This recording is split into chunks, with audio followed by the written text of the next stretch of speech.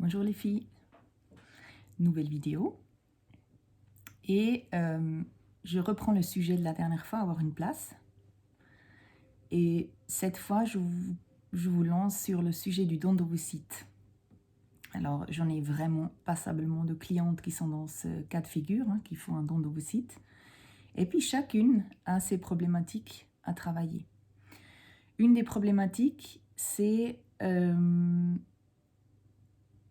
je pense la plus grande problématique, c'est d'avoir l'impression de faire quelque chose de faux. C'est d'avoir l'impression de faire quelque chose contre nature et d'enlever quelque chose à quelqu'un. Réfléchissez si vous êtes dans ce cas de figure, si vous avez cette impression-là. On a vraiment l'impression que si on fait appel à ce moyen d'avoir un enfant, qu'on enlève quelque chose à quelqu'un. Alors non. Vous enlevez rien à personne. Vous permettez à une âme de vivre. Pour moi, c'est quelque chose de très beau, de très sacré. Et je dis toujours que nous, aujourd'hui, on a des difficultés à avoir des enfants par notre mode de vie déjà, parce qu'on fait des enfants de plus en plus tard et nos corps n'ont pas suivi notre envie d'études ou de voyage ou aussi la problématique de trouver le mari ou la personne qu'il faut pour faire un enfant plus tard qu'à l'époque. Donc nos corps ont déjà une prédisposition différente qu'il y a des centaines d'années, mais les corps n'ont pas changé. On est toujours à la préhistoire, ils sont toujours fertiles entre 25 et 35 ans, et après ça se complique. Donc on a cette problématique-là, on a aussi les problématiques de ce qu'on mange, de ce qu'on respire, de ce qu'on touche, et puis j'en passe. Mais aujourd'hui, on est obligé de faire avec ça. Alors moi, je dis toujours que, oui, vous imaginez que quelque part, il y a des âmes qui aimeraient venir sur Terre, qui aimeraient s'incarner, devenir un humain.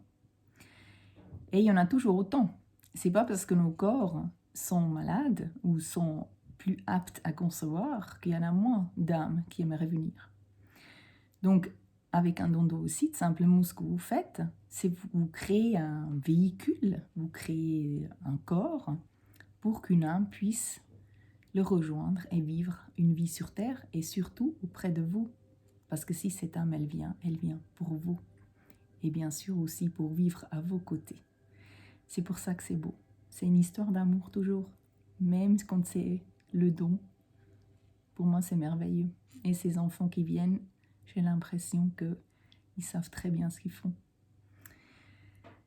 Alors, si vous pouvez vous enlever de la tête cette histoire de faire quelque chose de mal ou d'enlever quelque chose à quelqu'un, je serai heureuse parce que vous allez vivre une belle aventure.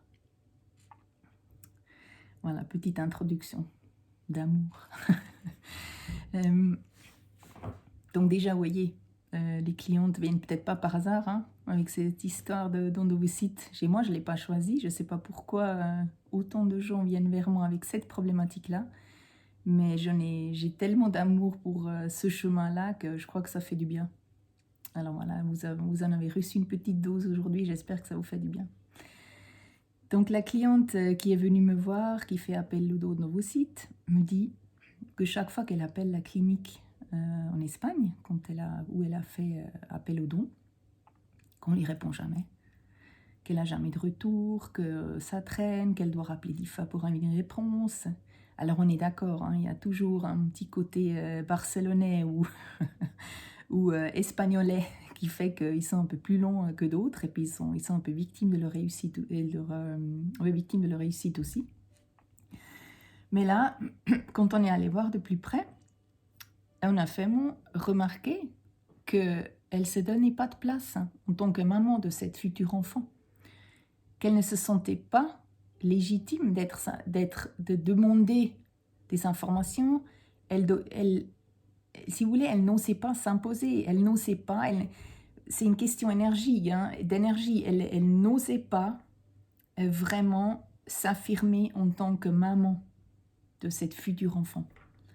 Elle se cachait, elle se disait qu'elle faisait quelque chose de mal, encore une fois, ou qu'elle n'avait pas le droit d'être là, en fait, qu'elle n'avait pas le droit de s'imposer et puis de dire non, mais maintenant, je veux vraiment que vous me suiviez comme il faut. Je veux. Parce qu'inconsciemment, elle se comportait comme quelqu'un qui devait se cacher, qui devait se soumettre. En fait, elle était quelque part en soumission.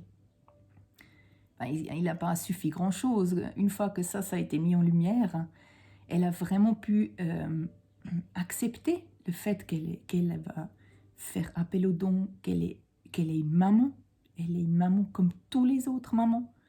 Qu'elle allait recevoir un embryon, qu'elle allait l'élever dans son ventre, le faire grandir dans son ventre. Et puis, on a fait un beau travail de confiance en elle et d'ancrage en elle, qu'elle prenne pleinement sa place. Et là, miracle, hein, elle a dû beaucoup moins attendre les retours et que les gens l'ont toujours appelée puis ont toujours donné de réponses. Et d'ailleurs, voilà, ça n'a pas manqué qu'elle est tombée enceinte et qu'elle a accouché d'un magnifique petit garçon quelques mois après. Vous voyez, des fois, il ne faut pas grand-chose, mais on a des fois des mécanismes qui font qu'on s'efface, qu'on se soumet, et à tort, parce qu'on a le droit de briller, on a le droit de se faire grand, même si on fait appel au don d'oocyte. Et je vous donne encore une dernière petite réflexion.